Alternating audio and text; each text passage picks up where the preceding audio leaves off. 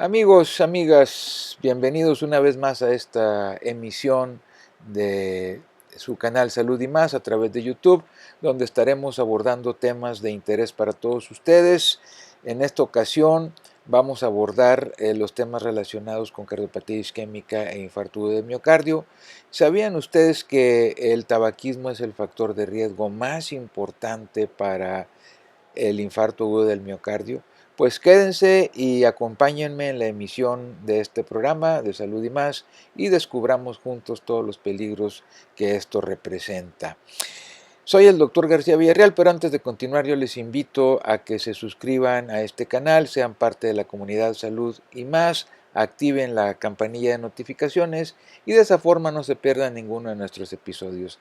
También, si les gusta el contenido del mismo, denle like, esto nos ayuda bastante a que el algoritmo de YouTube haga posible que esta información, eh, sobre todo la información correcta, haciendo hincapié, puede ayudar a salvar vidas, la de usted, la mía o la de cualquier ser cercano a nosotros, así como también, si es de su agrado, pues los invito a que compartan el contenido de este canal con amigos, familiares, conocidos.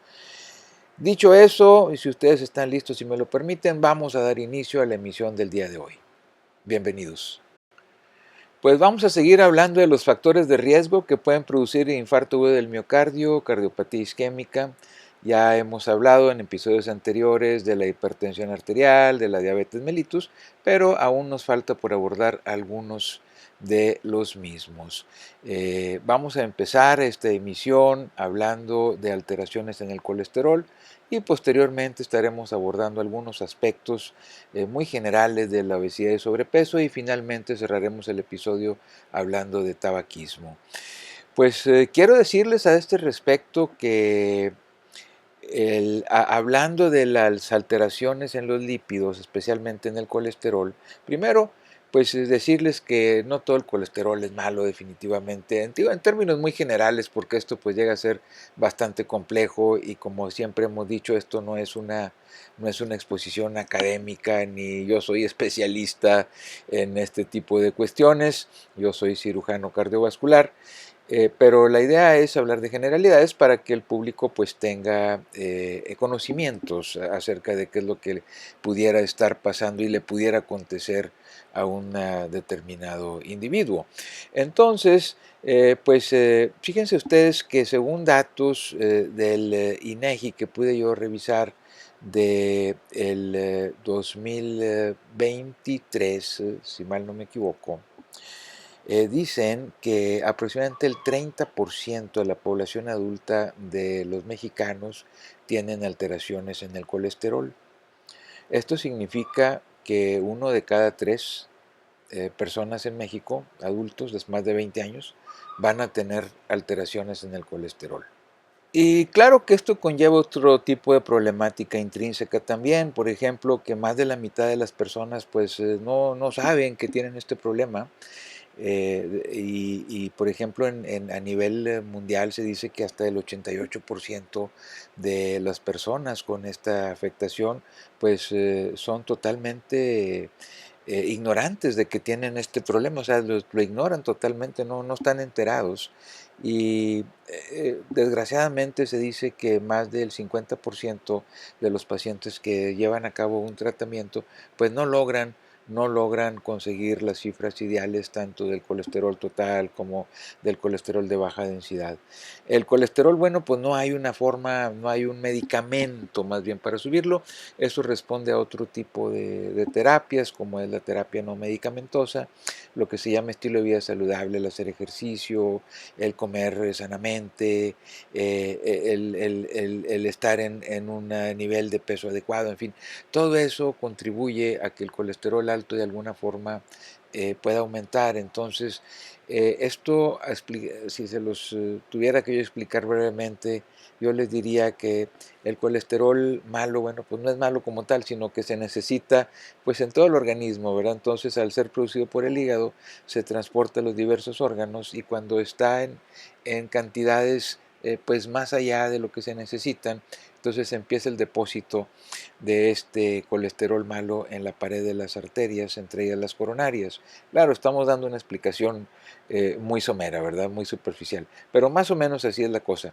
Entonces, para evitar que el colesterol de baja densidad, que es el que se deposita, esté en tan altas concentraciones, pues el colesterol bueno actúa como, ya lo decíamos en otro episodio anterior, como si fuera un sistema de recolección de basura, toma ese colesterol malo y lo lleva hacia el hígado para que se degrade. Entonces es por eso que queremos que el colesterol bueno siempre esté más arriba de un cierto nivel.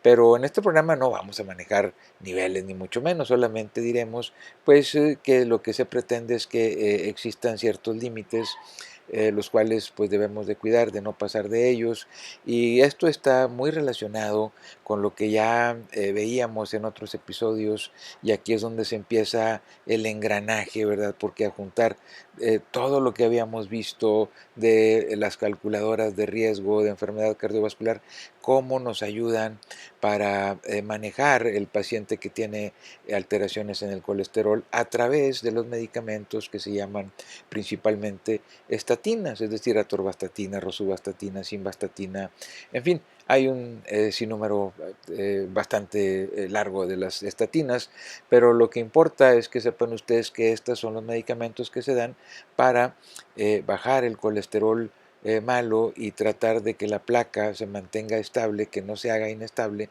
y que no se vaya a romper o ulcerar, y entonces tenga lugar el infarto que decíamos como tipo 1. Ustedes, aquí estamos viendo en esta gráfica cómo influyen los diversos factores de riesgo. Esta como quiera la vamos a poner al final cuando ya hayamos terminado para que hagan ustedes un comparativo. Pero vean ustedes cómo aquí las dislipidemias, que es la tercera barra de arriba hacia abajo, pues el solo hecho de tener a esta alteración en los lípidos, en el colesterol, aumenta 2,5 veces, entre 2 y 3 veces, la posibilidad de desarrollar cardiopatía isquémica, así como también infarto agudo del miocardio. Y les decía yo que aquí es cuando nos ayudan mucho aquellos scores de riesgo que vimos en otro episodio anterior, que se les tiene que hacer al individuo como parte del screening, del check-up, que normalmente se hace cada año después de los 40 años. Bueno, pues fíjense ustedes cómo aquí ya empezamos a deslabonar una cosa con otra. Dependiendo del riesgo que le encontremos o que nos arroje la calculadora, pues va a ser el tratamiento que le demos a este paciente en base a en relación con las estatinas. Por ejemplo, si es un riesgo bajo, pues se recomienda no dar estatinas, al no ser que el colesterol de baja densidad esté por arriba de 190 miligramos, por ejemplo, o tenga una enfermedad prematura de las arterias coronarias, o si es de riesgo moderado, pues ya indicamos estatinas o una intensidad moderada, ya sea atorvastatina o rosuvastatina.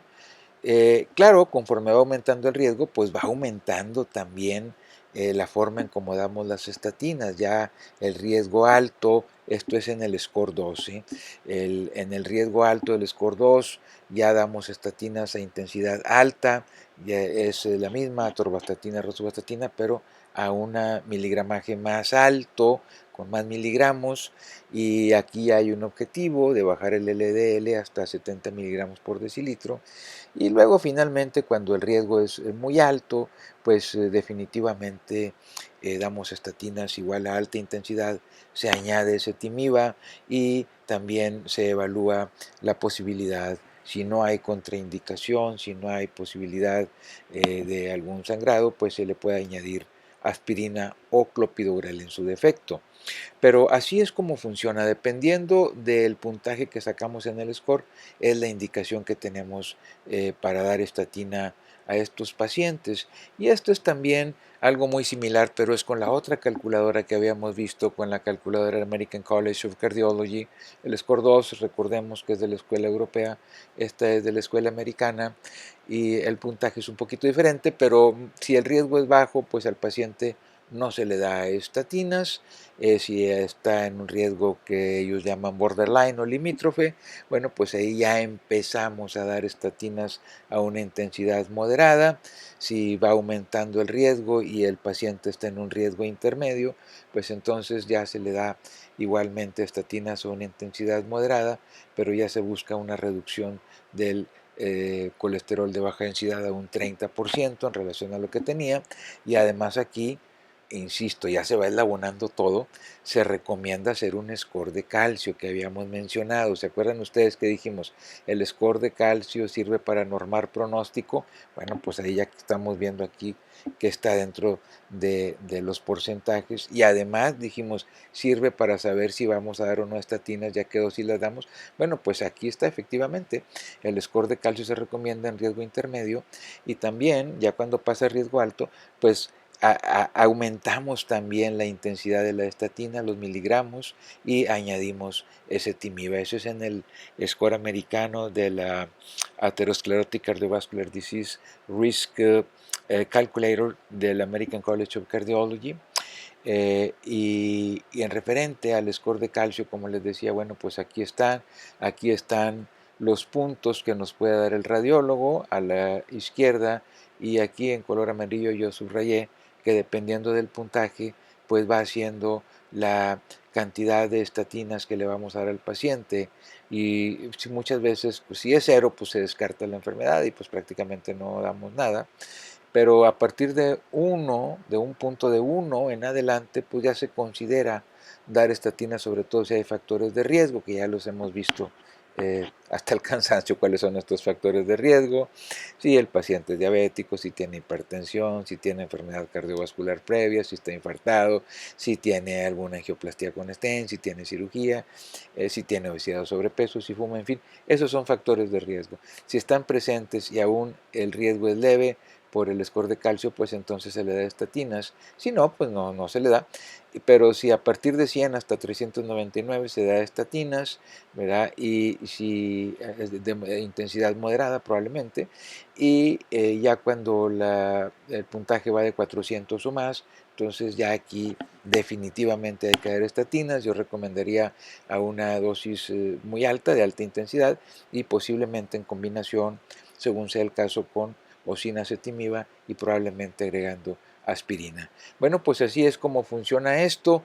Entonces, como les digo, el tratamiento con estatinas es muy importante porque va dirigido a disminuir la posibilidad de la formación de la placa aterosclerótica, y sobre todo, pues si ya tiene la placa ahí la persona, pues buscar que el riesgo de que ésta se vaya a complicar, a fragmentar o a ulcerar, pues disminuya notablemente. Para mí esta es una de las ventajas mayúsculas en los últimos años que ha tenido la terapia, podemos llamar anticardiopatía isquémica, desde muchos puntos de vista. Nuevamente aquí estamos viendo los PRONAM, y aquí déjenme decirles que hay un apartado que es este, ya lo habíamos visto, el de diabetes tipo 2 y síndrome metabólico. Lo que les quiero mencionar, lo vamos a encontrar pues básicamente aquí. Por ejemplo, cuando el paciente tiene diabetes mellitus, entonces se tiene que analizar si tiene algún evento cardiovascular previo o no. En el caso de que lo tenga, bueno, pues ahí están las cifras limítrofes que tenemos que manejar. Lo ideal es que esté por debajo de esto que estamos viendo aquí: colesterol abajo de 180, colesterol total, o el LDL en el caso de que no tenga evento cardiovascular previo, pues, por abajo de 100 miligramos. En caso de que lo tenga, por abajo de 70 miligramos por decilitro debe de ser. Y luego a partir de aquí, pues es lo que les decía, ya se considera la estatina. Si no se alcanzan las metas, es decir, abajo de estos valores que les decía, aumentamos la dosis, ya pasamos a una alta intensidad, y si no se corrige con la alta intensidad, se agrega ezetimiba, y aquí ya se considera, también les faltó, pero el uso de aspirina. Y si no se puede, si no se alcanza, pues entonces ya se refiere a una atención más especializada. En cuanto a los triglicéridos, como podemos leer aquí, se recomienda que si ya se alcanzó el nivel de la hemoglobina glucosilada en el diabético, pues que tengan cifras no más arriba de 150. Si así es, pues hay que agregar besafibrato. Y en el caso de lo que los triglicéridos salgan en la toma arriba de 500 miligramos por decilitro, pues también hay que dar besafibrato al paciente en conjunción con las demás estatinas. Mire usted, aquí lo que estamos observando es el porcentaje de obesidad y como les decía yo, fíjense que, por ejemplo, Estados Unidos tiene un 74.1% de la población con sobrepeso y México está pues inmediatamente abajo de Estados Unidos con un 73.5%. Entonces esto pues nos coloca en la posición de decir que efectivamente esto es según la Organización Panamericana de la Salud y es muy cercano a lo que maneja la OCDE. De hecho es bastante similar y llegamos a la conclusión de que efectivamente 3 de cada 4 personas adultas en México tienen sobrepeso, entendiendo el sobrepeso como un índice de masa corporal arriba de 25 y sin llegar a los 30. A partir de 30 ya es obesidad. Y hablando precisamente de obesidad, fíjense ustedes que se había dicho por ahí que en la OCDE que México es uno de los que más tiene obesidad, pero revisando esta estadística de la Organización Panamericana de la Salud, parece que estamos pues en la parte media, ¿verdad? En el top de la tabla, quiero decirles que encontramos a países como las Bahamas, que tienen 47.3, y posteriormente podemos encontrar también a Belice, entre otros, con 44.2, y luego ya Estados Unidos, que es el que estoy señalando aquí, con 44%, abajito está México con 36%, inmediatamente abajo de nosotros estaría Argentina con 35.4%, más o menos por ahí. Entonces, y luego los que menos tienen pues son Cuba con 21% y Haití con 10%. Pero entonces México se ubica entre los países, entre los del medio, pero cuya porcentaje de obesidad en el adulto pues es bastante importante. Bueno, y para finalizar ya esta presentación de factores de riesgo, pues vamos a terminar hablando del tabaquismo. Fíjense que en México existen datos muy interesantes a este respecto. Ya en 2024 se dio a conocer una encuesta que se realizó pues, durante el 2023, que es la encuesta global de tabaquismo en adultos, y la realizó el Instituto Nacional de Salud Pública y la dio a conocer la Secretaría de Salud en el 2024. Bueno, pues esta encuesta arrojó datos muy interesantes. ¿Sabían ustedes que en México, a partir de los 15 años en adelante, en ese entonces, en 2023, había 14.3 millones de mexicanos que eran fumadores? Pues esto es un número bastante considerable. Pues déjenme decirles que antes de entrar en más detalles, que aún así, y ahorita volvemos a esta encuesta del Instituto Nacional de Salud Pública, en otra encuesta que encontré por ahí por parte de la OCDE, se dice que México ocupa uno de los lugares más bajos, junto con Islandia, si no me equivoco, como los países que menos fumadores tienen. Esto ya es algo positivo dentro de todo lo que las tragedias que hemos descrito. Esto ya es algo positivo. Entonces México se ubica dentro de los países que menos fumadores tienen en su población. Bueno, ahora volviendo a la encuesta del Instituto Nacional de Salud Pública, fíjense ustedes que de esos 14.3 millones de mexicanos que fuman, pues esto equivale al 15.3% de esa población, de los 15 años en adelante. Ahora, vamos al desglose por sexos. En el caso de los hombres, y todo lo que diga va a ser de los 15 años en adelante, para no estar repite y repite. En el caso de los hombres, encontramos en este rubro 10.8 millones que fuman. Y si le hacemos un porcentaje a esa parte de la población, hombres, pues vamos a obtener que es el 23.8%. O sea, es decir, uno de cada 4 mexicanos en este rubro eran fumadores. Ahora vamos al caso de las mujeres.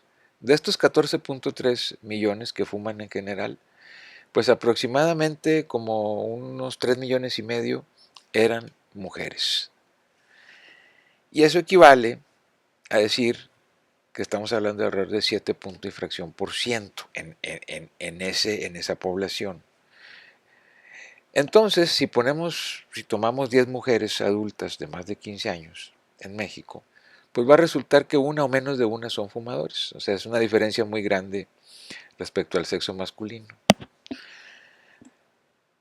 Ahora, quiero decirles también que actualmente ya el tabaco no es el único problema que tenemos en México como factor de riesgo. Ya ahora, según la encuesta nacional de salud pública,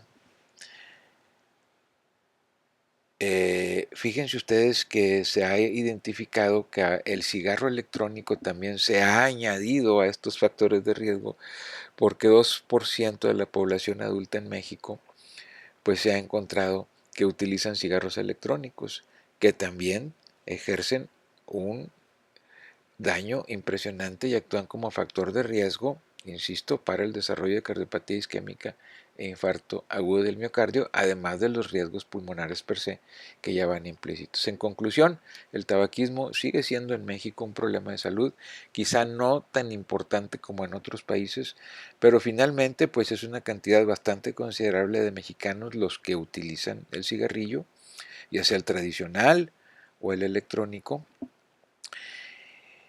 Y no quisiera yo terminar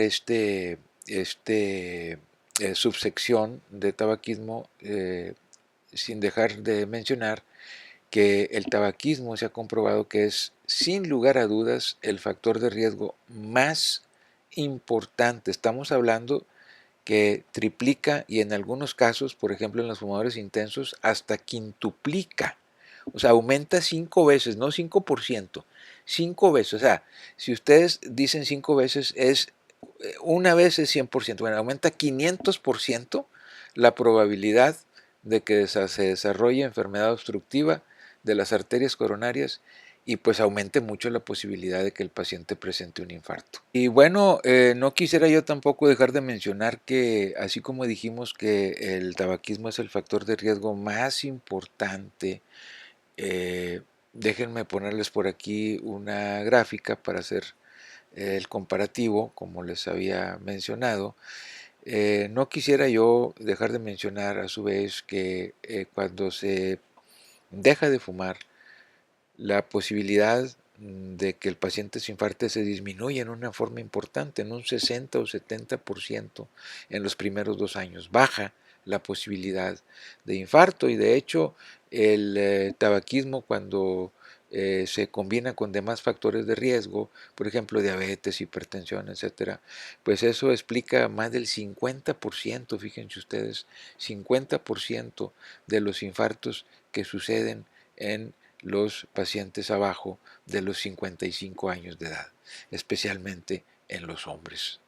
Como les decía, aquí estamos viendo una vez más la gráfica, se las quiero poner para que quede bien claro cómo influyen todos estos factores de riesgo en la producción de enfermedad obstructiva de las arterias coronarias, pero lo más importante es de que tengan ustedes en mente que esto se puede traducir eventualmente en un infarto agudo del miocardio. Entonces vean ustedes cómo el tabaquismo, como les había dicho, y aquí lo comprobamos, es el factor de riesgo más importante, seguido por la diabetes y luego por las dislipidemias.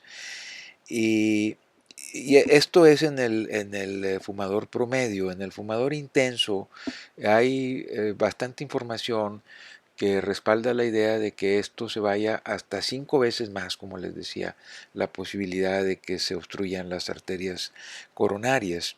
Y no nada más esto, sino tener en cuenta que, por ejemplo, cuando se asocia tabaquismo e hipertensión arterial, pues ahí ya la cosa se dispara hasta 5 o 6 veces más.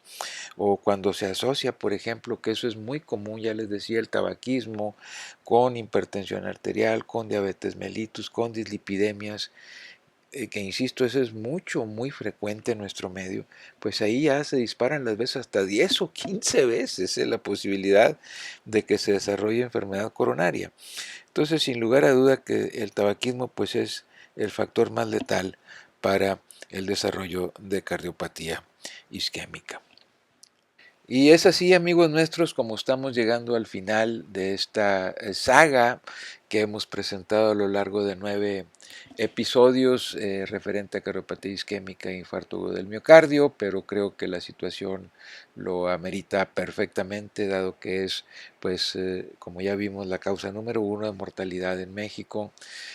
Cobra más de 145,000 vidas en nuestro país anualmente, y esto se traduce pues en la afectación sin lugar a dudas de más de 400 familias diariamente por efecto del infarto agudo del miocardio, por seres queridos que se pierden por esta causa y que seguramente se afecta el entorno familiar y financiero de esas familias.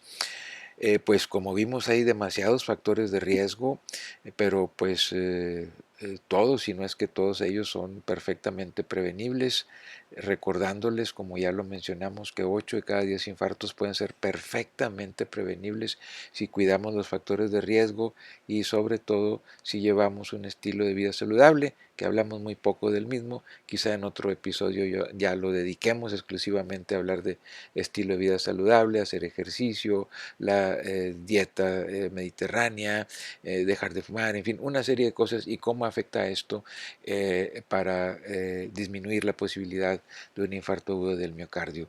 Estaremos hablando también en los episodios, ya no de esta saga, desde luego, ya vamos a cambiar de tema, estaremos hablando de problemas valvulares, quizá analizar las guías clínicas nuevas, las más recientes que han salido, para que el público tenga noción, porque en un momento dado esto le puede ayudar a tomar decisiones sobre su salud.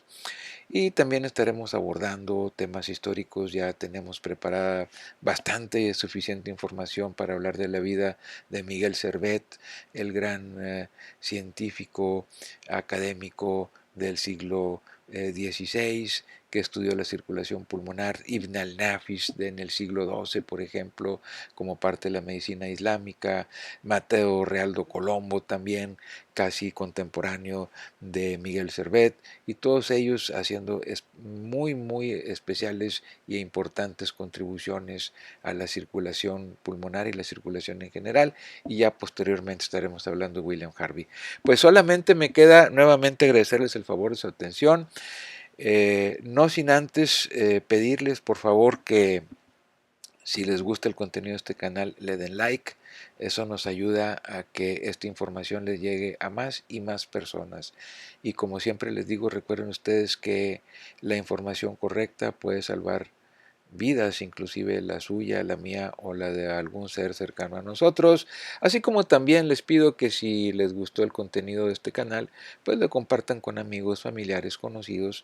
Suscríbase también a este nuestro canal Salud y Más, si sea parte de esta comunidad. Active la campanilla de notificaciones para que no se pierda ninguno de nuestros próximos episodios, que van a estar interesantísimos.